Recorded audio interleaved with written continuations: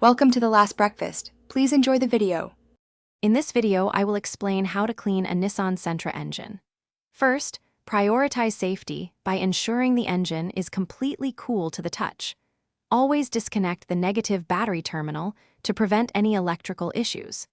Carefully cover all sensitive electrical components, like the alternator and fuse box, with plastic bags. Remember to wear safety glasses and gloves to protect yourself from cleaning agents and debris.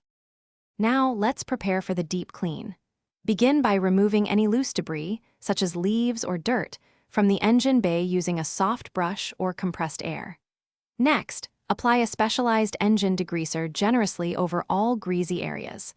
Let it sit for about 5 to 10 minutes, allowing it to break down the grime effectively. For tougher spots, use a stiff-bristled brush to gently scrub away built-up dirt. After degreasing, it's time to rinse. Use a low-pressure water spray, like from a garden hose, to gently wash away the degreaser and loosen dirt. Be careful to avoid directly spraying electrical components. Work from the top down to ensure all residue is removed.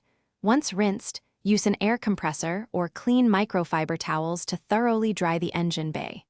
Finally, remove all protective coverings.